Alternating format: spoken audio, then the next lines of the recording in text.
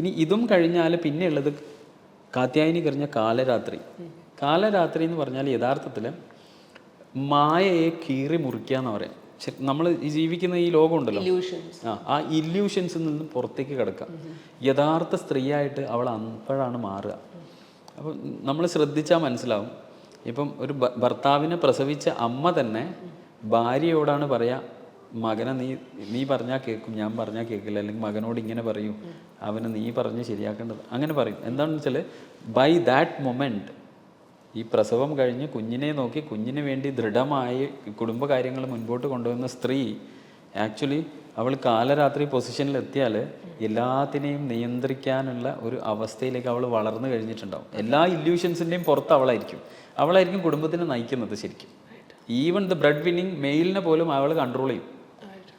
അത് ഫിസിക്കലി ഞാൻ പറയുന്നത്. ഇത് തന്നെ നമ്മളെ പ്രജ്ഞക്കുമുണ്ട്.